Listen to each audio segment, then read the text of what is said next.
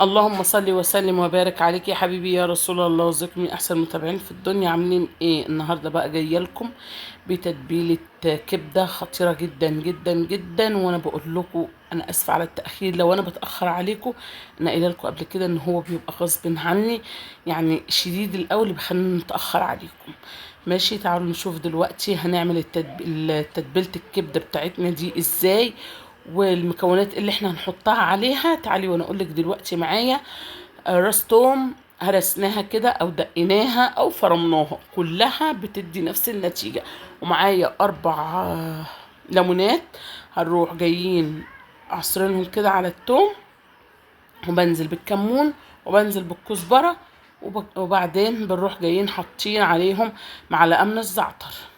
وبعدين كده بنروح مقلبين الكلام ده كله في بعضه كده يا جماعة. وبروح جايبة معلقة من الخل، هي كانت اخر معلقة في الازازة، اروح محطينها بالشكل القمر دوت، واروح مقلبة التوابل دي كلها في بعضها، واروح ماسكاها بقى نحطها على الكبدة بتاعتي. وحطيت معلقة صغيرة من القرفة، وديت اختياري مش اجباري، مش عايزة تحطيها ما تحطهوش. ماشي، ونروح جايين مقلبين الكلام ده كله في بعضه اهوت.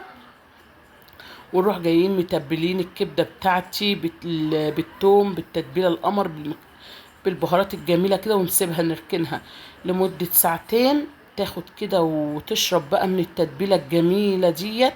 لازم تركنيها في التتبيله ديت حبه كده يا جماعه، يعني اقل حاجه حتى نص ساعه، لكن انا بامانه سبتها ساعتين تشرب كده من التتبيله القمر بتاعتنا. وشايفين التقطيع بتاعها كان جميل قوي قوي قوي. وطبعا انا عملتها وهي متلجه، وسبتها لما فكت كده مع نفسها.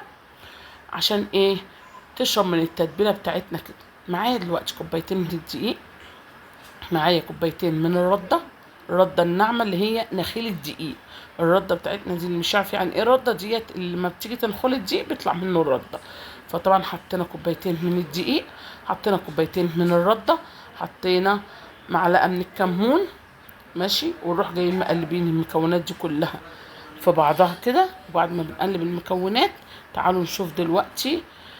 آه دي على فكرة اللي انا حطيته اخر حاجة دوت ذرة ملح صغيرة، عشان احنا مش كنا حاطين ملح خالص في التتبيلة بتاعتها. حطيت ذرة ملح صغيرة كده على ايه؟ على الردة وعلى الدقيق وعلى معلقة الكمون اللي احنا حطيناها. طبعا الكمون بتاعك لو منضاف عليه ملح بلاش تحطي ايه؟ معلقة يعني لو منضاف على الكمون ملح بلاش تحطي ايه؟ ملح ابيض. طيب دلوقتي انا عملت كده، تبلت كده الكبده بتاعتنا اهي، حطيتها في الرده وحطيتها في الدقيق، بديها الكفر الحلو كده. وفي الوقت دوت بكون مولعه على الطاسه. الزيت بتاعنا ما بيبقاش سخن قوي، يعني بيبقى ايه ما بين البارد وبين السخن كده، عشان الكبده بتاعتي تبقى تستوي ما تنشفش مني. يعني لو هو سخن قوي وبتيجي تحط فيها بتروح جايه يا دوبك تاخد لون وبتنشف منك ما بتستويش. لا، احنا عايزين الزيت ما بين السخن وبين البارد، بين البنين كده. ونروح نازلين بالكبده بتاعتنا اهيت، نروح نازلين بيها كده اهو يا جماعه. شايفين دوت؟ معلش انا مش كنت وريتكم اول طاسه ديت، كانت تاني طاسه، كانت الكاميرا مقفوله اول طاسه، معلش سامحوني. فديت تاني طاسه كنت اعملها.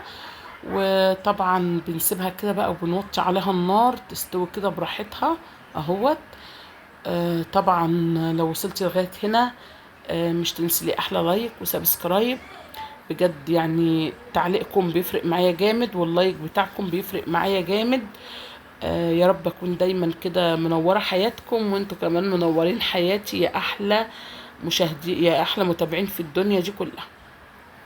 طبعا دلوقتي هنحط الكبده بتاعتنا كده حطيناها، وبعدين نروح جايين مقلبينها بالشكل القمر دوت. احنا عارفين اسهل حاجه الكبده المقليه، مش بتاخد معاكي اي وقت على البوتاجاز، بس اهم حاجه تكوني موطيه النار عشان طبعا تطلع معاكي بنتيجه كويسه خالص.